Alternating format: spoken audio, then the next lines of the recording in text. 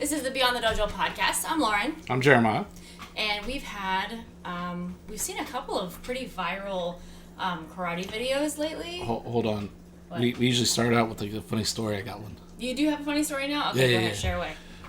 I think it's funny that my wife's trying to hide the microphone behind the fake plant. Doesn't it look cool, though?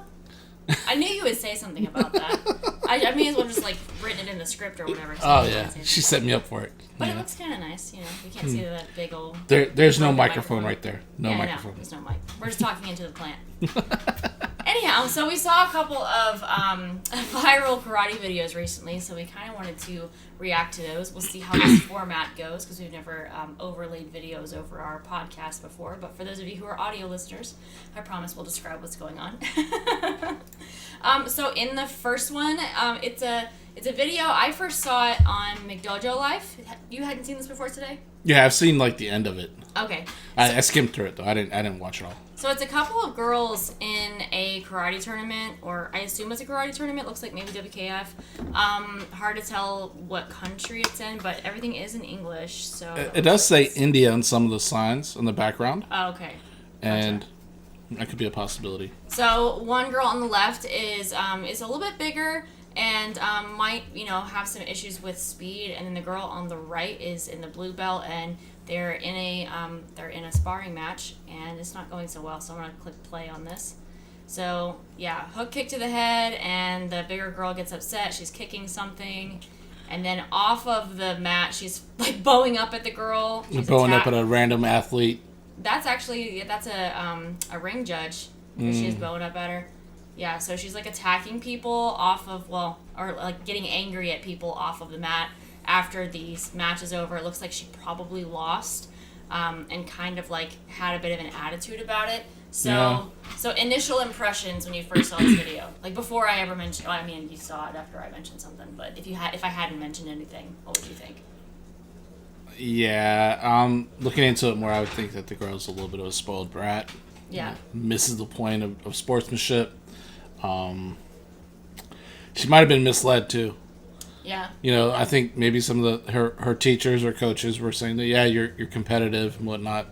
It doesn't look like she was competitive to the other girls. She definitely doesn't look like an athlete. Yeah. It's hard to tell because you'll get. I mean, karate attracts all different types of people, body styles, ethnic backgrounds, whatever.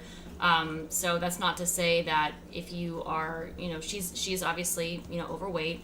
That doesn't mean that she couldn't compete. But you don't really know what the conversation was kind of leading up to this point. Right. Maybe she was encouraged to compete, hey, you should do this. It'll be fun. It'll be some motivation, whatever. The attitude totally sucks, though. I would be embarrassed as a teacher. Yeah. I gotta wonder what was going on in the fight too, what was being reffed, what was called, what wasn't called. Mm-hmm. I've been in situations where I was like, man, those were horrible calls. I lost the fight. I didn't react the way she did, but I was just looking at the judge come on, bro. Yeah.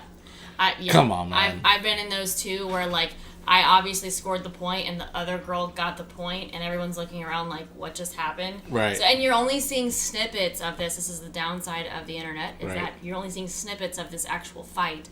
And then we're seeing how she reacted after the fact. So we really don't know what happened during. Right. Regardless, still is bad behavior. Honestly, I think your theory, I think that adds a lot of light to something, the idea that... Yeah, watching her and knowing what I know about some of the students we've worked with who are on the autistic spectrum, she kind of looks like she is exemplifying that behavior. I'm not a behavioral specialist. I'm not a psychologist, psychiatrist, whatever. I can't make that call.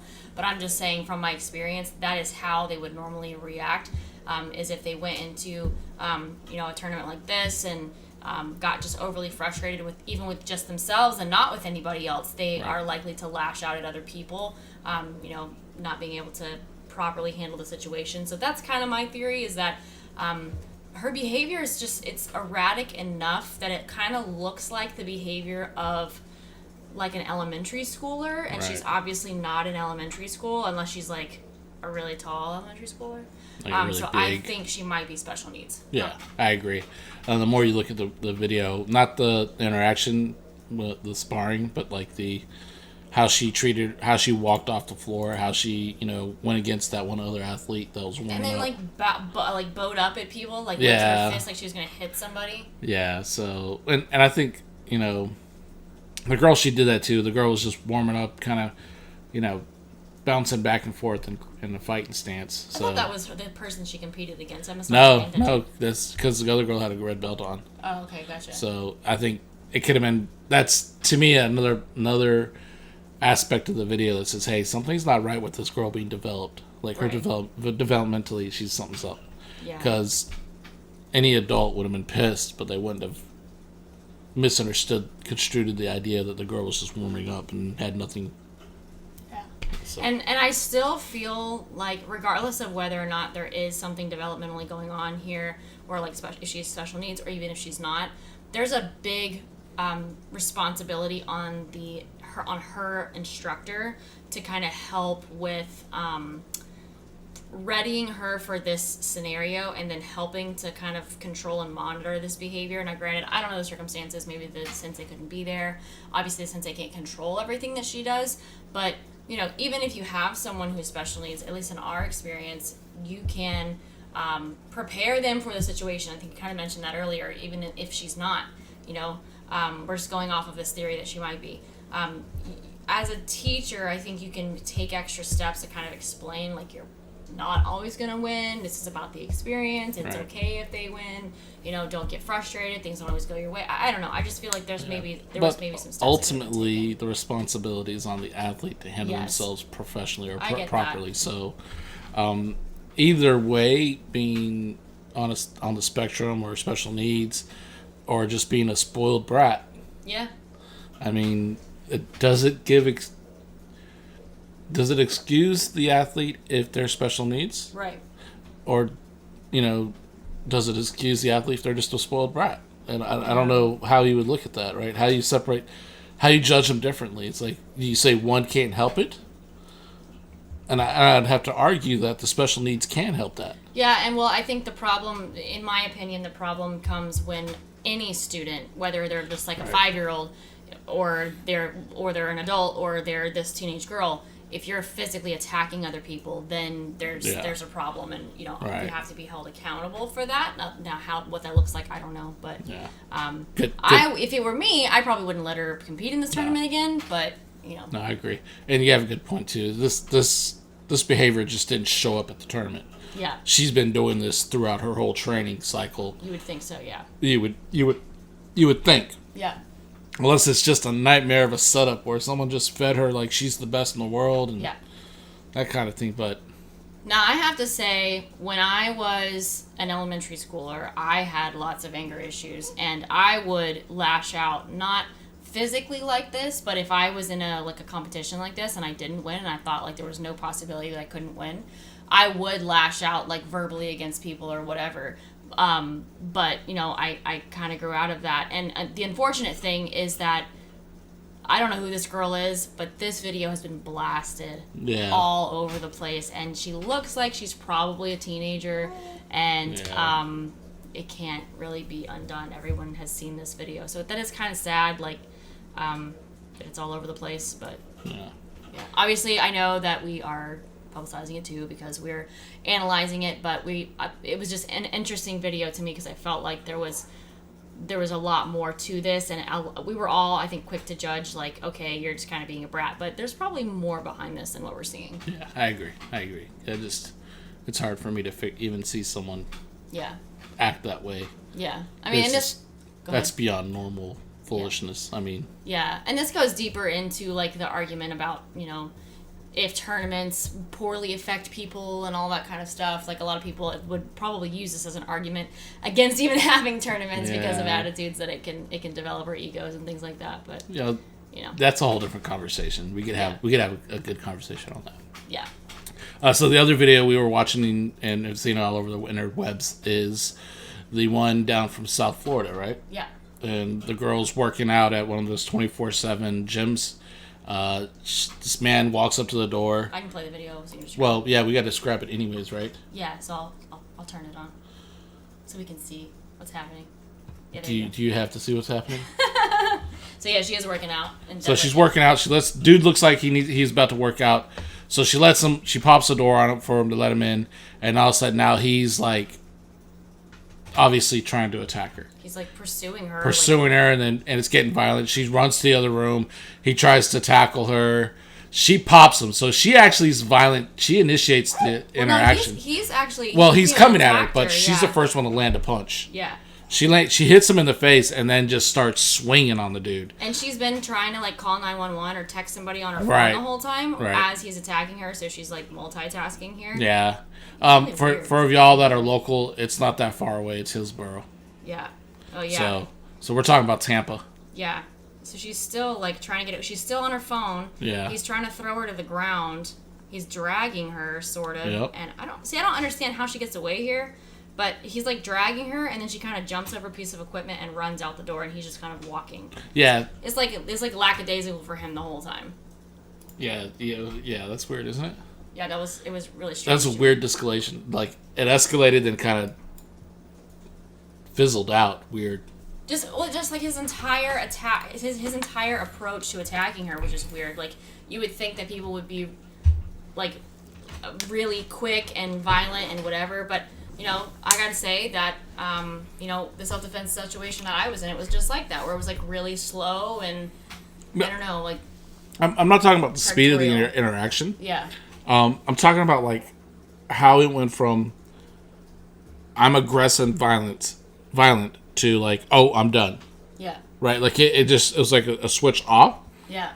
I don't know. I've watched a lot of video where, like, this kind of video where people attacking other people and stuff, and I would have to say that it's...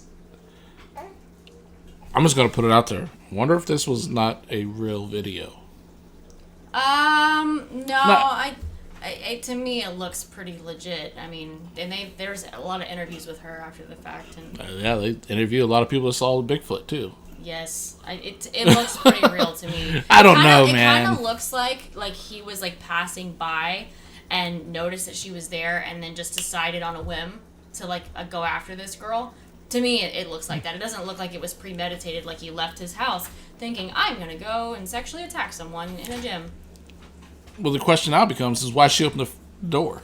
Okay, yeah, okay. Let's talk about that. So I used to work at an Anytime Fitness, and in order to get in the door, you're supposed to have a key, but people forget their keys all the time. And the policy is that you're not, as a member, supposed to open the door for somebody else, and sometimes they even threaten you with a penalty if you open the door for somebody else, because sometimes people will lie and say, oh, I forgot my key, and you'll open the door for them, and then you've let somebody in who's not supposed to be there, because staff are not always there. That's a 24/7 gym.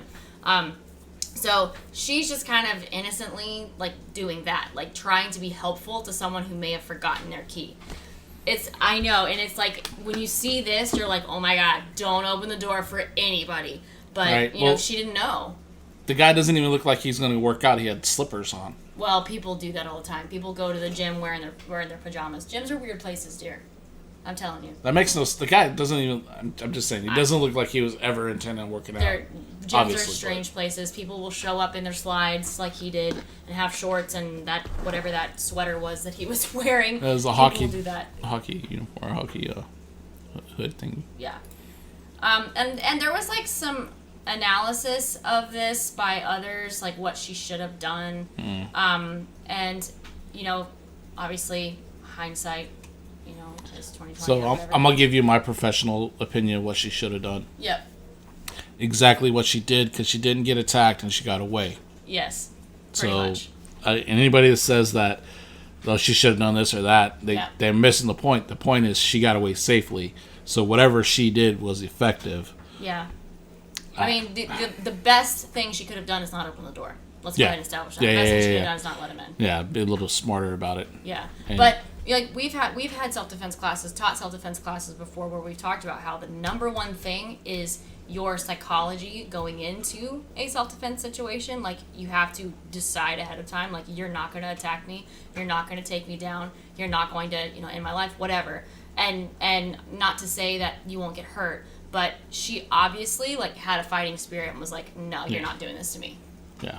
And even though, like, She didn't really look like she knew what she was doing. No, she went crazy on him, though. Started swinging on him. And hit him in the head with her phone and whatever. Whatever she could. And he kind of looked like he was like, it's not worth it. And just stopped. After a little bit. Yeah, that's so weird. Yeah. That's so weird. The way that he acted? Dude, perpetrators are like that sometimes, though, dude. It's something about it, man. I don't know. It's very creepy. It was slow and deliberate and creepy. It wasn't creepy or anything. It just lacked the intention behind it. Yeah. He wasn't committed to doing the crime. He kind of half-assed it, and then it doesn't. I don't. To me, I've seen enough staged fight interactions to pick up a decently good staged one. And I'm not saying that is, but gosh, man, the way he's acting just makes me question it. So to me, watching this and recalling my experience and the way that he kind of came after me, it looked like this. Where it was very slow. It was almost like they're not sure of themselves. Like they have an idea in their mind that they want to be threatening. No, I heard you. But they don't necessarily, they're almost unsure to carry it out. That's kind of what it comes across to me. That's what it looked like he was doing. Yeah, I get you. I understand what you're saying. Yeah. I'm just sharing my opinion. Yeah. So I'm not 100% sure on that. But as far as doing things better. So let's put this aside. She did the best thing in that situation. She got away. That was the most important part. So what would, in your opinion, could she have done better? Besides not let him in. Yeah, besides not let him in, we're gonna just establish that that's the best possible maneuver. I thought she did well. She could have kept it. She was playing really good mouse and cat, kind of keeping distance, moving around, making a chase, and that kind of thing. Putting crap in between. In between them, keeping that distance, making him work to get closer to her. I thought she did a good job there. And I kind of agree with the fact that you can't continue to do that forever. Right. Right. But it did buy her some time. Yeah. I would have probably done that if she was already on her phone texting 911 or calling 911. I would have tried to go that route. I try to keep my distance to stay away from them. Mm-hmm. And then at the very end, do what I had to do. It does look like there's some free weights around. Mm-hmm. I'd have picked up a 2.5.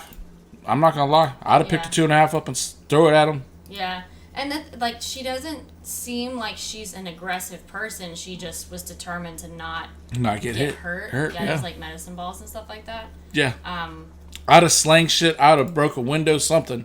Yeah. I would have kept throwing hard objects at that guy. Yeah. And that would be tough to think about too, with her trying to concentrate on typing on the phone, which you're already shaking and all of that stuff. Right. So it goes back to what we always say, and that's the mental aspect of violent interactions, is you have to be able to calm down and kind of think through it. Yeah. And just a little clarity makes the biggest difference. The only thing, when he got close to her, bottom line is, if you can attack the person in the face or get him in the eyes, that's going to be the best possible thing that you can do. Yeah. I will say this about her, too, though. When she decided to fight, she was the aggressor. Yeah. She landed the first punch. Even though he was coming at her, she landed the first punch. Mm-hmm. And then punched and kicked and elbowed and whatever she could until he got off. Yeah. So, it's not like she wasn't fighting back. See, the problem a lot of times, and we have to blame the karate community in itself, is that when we teach self-defense classes, we tend to teach how to fight, not how to get away from somebody. We teach sparring type. Well, we teach exchanges. I block a punch, I punch you back, I stab you in the eyes. Yes. It's this a physical exchange, and self-defense is not necessarily always that. It could be the simple rules as being a martial artist, having that martial mind, keeping your distance, keeping yourself safe. Right. And what she did a great job. And then when she decided, I don't feel safe, she just sprung into action. Yeah. I think her hitting him before he actually put his hands on her surprised him a little bit. Yeah. It could have been the thing that he's like, oh man, this is not worth it. Because she, after that moment, when that switch said, I'm a fight. Yeah. Well, the great thing is that there's video evidence of what happened. Right. So he could never claim, like, oh, she just came and hit me, which honestly, I don't think anybody would believe that. But it's obvious that he was the aggressor, and that's what's super important from a self-defense perspective. Like, no, he didn't hit her, but it's obvious he was being aggressive, and she was like, oh, hell no, and she immediately shut that down. And that's super important. Like, if someone is coming at you, you basically have to be the first person to make the distance. You'll either shoving them back, attacking them in some way. She hit him, so that I think that was fantastic, because that set the precedent for basically the rest of the attack. Yeah, and there's a basic fighting rule. Normally the first person to land a punch is the person that wins the fight. That's a general, like, I'm not saying it always happens, but in general cases, that tends to be true. The first person to land that punch is the one that generally wins the fight. You and if shake the person up that way. Right, you change. Cool. It's, again, psychology. You took the guy from, like, oh, I got this easy, to, oh, no, I just got hit. Yeah. Right? And she did a great job of that. She landed it. I mean, I would tell her, if she came to our class and said, I need self-defense classes, I'd be like, no, you don't. Yeah. I'd be like, nah, man, not video evidence says no. Yeah. So. Well, let's kind of chat about that a little bit further, and I don't want to talk crap about any particular group, but she was offered self-defense lessons after this by a particular group, and a lot of self-defense practitioners capitalized on this and started promoting their classes. And I get it, because self-defense is important, and this is a great way to demonstrate that. So I'm not trying to knock on people for taking advantage of the situation. But she was offered self-defense classes from a grappling art. And in my opinion, like, when it comes to self-defense stuff, I kind of mulled over this for a while. We've taught self-defense classes, whatever, and there can be this argument, like, striking arts are better for self-defense, or grappling arts are better for self-defense, or whatever. Honestly, I'm to the point where I feel like whatever you train consistently is the best thing for self-defense. If you don't train anything, that's where you run into trouble. So if you are training a stand-up art, you're better off with that than you would be with nothing. If you're, only training Brazilian Jiu-Jitsu, I'm sure that you're going to do okay for yourself if you train that consistently and you become good at the art. So, well, that argument is, Yeah. It goes back to those guys that just had a heavy bag hanging in the garage, and they would hit that thing all the time. And some of those dudes, are pretty good hitters, and they handle themselves well, and it's not like they took an art. Right. They just know how to hit. Yeah. And well, you were making this point the other day in class that, like, martial arts are different. Like structured martial arts, like what we do, is different than self-defense maneuvers. Like, application in karate is different than a self-defense maneuver. So, like, in application or in our structured martial art, we're, like you said, looking at exchanges. We're looking at those types of situations. Self-defense is a little bit more cut and dry. It's more so like, how can I deliver as much of an impact, as much damage as possible? Like, can I incapacitate the person as quickly as possible? Right. It's less about necessarily strategy, even though there's some there. The main strategy is saving your life. Yeah. So, there is some differences. There are some differences there between. Yeah. No, yeah. So I watching the video more, and now it makes me go, ugh, like, there's a bad taste. There's business tactics, then there's, like, bad business tactics. I don't know. Yeah. I mean, well, who's that reverend that race baits all the time? I don't. Oh yeah. Jesse Jackson. No, I don't remember what his name is. I know who you're talking about. The short guy. The black dude. Yeah, the short guy. Yeah. A friend of ours grew up in Perry, and he was telling me a story about, I guess, it was an interracial couple or something going on in school, and there was an issue with it. Oh, yeah. And it became big. Oh, no. Oh, it was, I'm sorry. In Perry, there used to be a bar, a restaurant bar kind of thing right there on 97 or 1990, whatever, on the main road there. And it had 2 rooms. One room was for the whites and one room was for the blacks. And the way they made it sound legal, or made it seem legal, was that one room was country music and one room was hip-hop. Oh, okay. So it was divided by the music, like, not the race you were. And I guess an activist found out about it, decided they were going to do something about it. Mm-hmm. So they went there and they made a big spew about it. And then the Reverend, his face? Whatever his name is. Yeah, came in and he said, we're going to be here until it's solved and this and that. And like after he gave his little speech and the cameras went away that evening, Sean literally said, I'm sorry, Sean. Sorry, man. Literally said the guy was gone before the next morning. Yeah. He was out of town. Everybody he brought with him, all the hundreds of people that were protesting, all of them gone. Never came back. Never another word of it. Yeah. And people will do that. Right. And I feel like I understand the gesture of offering free self-defense classes, but I also, as a martial artist, a karate instructor, a business owner, I look at that and go, man, that's pretty crappy, man. Well, that's poor. I don't know. I think it's two different things, though. I mean, one is pushing a maybe like a political agenda versus another is I'm going to use it to take this to my advantage and build my business or make money off of it. I mean, they might both ultimately end up in a money-making thing, but I don't know. All right, let's be honest. We both, as self-defense instructors, looked at that and said, wow, she handled her business. Yeah. She made some mistakes, but overall, she didn't get hurt. She got away, right? Yeah. So as a self-defense instructor, I'm going to look and go, good job. I'm not going to say, hey, I can make you better. Well, hey, my system works all the time. How many... Okay, so we have been to karate tournaments. We've watched someone very famous in the Shotokan world at a karate tournament go up to someone who ended up winning his division and basically said that to him, I can make you better, and took him in a corner and started sparring with him, and the person who was the winner ended up making him look like a fool. Yeah. Yeah. Okay, so that's, to me, more of an ego. It's very much an ego-driven thing. I'm not sure if it's so much like... Well, I call them out just as much as I would call everybody else. I mean, let's be real. It's not...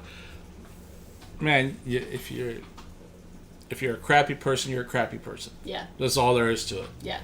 Yeah, and I just want to call out the crappy people that try to take advantage of something that... I mean, to me, that's a celebration of life right there. She did something that's amazing that's going to change the rest of her life. Yeah. Well, okay, right? but let's in the defense of instructors who took this as a way of being like, hey, you should probably train some self-defense, not to her. Greedy instructors. Not to her, to their community or to whoever their clientele are. They're like, hey, you should probably train some self-defense. Look at this video. To me, that's more of like they might have good intentions in that case. Right. If they are doing a community outreach, then yeah, I get that. Hey, free self-defense. I'm just saying though. Listen, offer an hour self-defense class, whatever. Offer it to the people that members of a 24/7 fitness.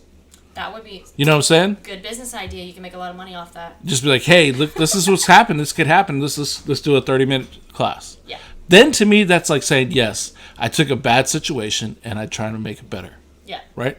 Not I'm gonna give the person that just basically protected herself. Yeah, I think. I'm gonna take that glory from her and say, "Oh, it was because of my." That's stupid. No, that's ridiculous. I think we can agree that the whole interaction with her was kind of odd. But to me, like offering self-defense, even if it's paid to other people because of this, people are taking advantage of the situation. But there's good reason. I mean, if she hadn't fought back, if she hadn't been, I don't know how she mentally got to that space. I don't know if she had any previous training. I don't know anything about her. But I didn't really watch the interview either, to be honest. But she obviously was willing to fight back. Not everyone is willing to do that. Some people need the training to get to that point. Yeah. So I don't think it's a bad thing to offer that because of this. By the way, we're offering self-defense classes special right now. Special. 1 month self-defense classes, $25.99. And we promise that when you fight someone, you're not going to get angry and attack the judges. That's our selling pitch. That's our sales pitch for today. Sales pitch, not selling pitch. Yeah. Anything else about this? No. Okay, so what you working on? I am working on... I've been spending a lot of time working on side thrust, side snap still again. Okay. I'm back on that again. I did Ninja Shield the other day, and I did the side thrust. I took a different path of the kick. So instead of lifting my knee here and then pushing, like, just straighten it out where my foot is here, what I did was I lifted it, and then I started to allow my thigh to point to the side as I'm straightening it. Okay. So my foot was in line with my shoulder. Okay. Instead of slightly in. and it made it a lot easier. Okay. So, obviously, was been doing that wrong. Okay. I haven't been able to do it since. Okay. But I know where I need to change it. Gotcha. So, is that it? I was just waiting on you. For what? You're supposed to ask me. You ain't training? What you training? Yes, I am. What you training? Looking like he's looking at me like I'm lazy. I didn't say that. I didn't say that. His eyes said it. So what I'm working on... My eyes say a lot of things. Yeah, okay. Well, I didn't get to train at Florida Winter Keiko a couple weeks ago. I had to watch, which, you know, is interesting because you're still able to train your eye. So it was interesting to watch the way that people on the floor interpreted what was being taught, or, you know, looking at people's strengths and weaknesses, that kind of thing. So I don't usually get to do that, and I'm not very good at paying attention to other people when I'm training. So that was fun.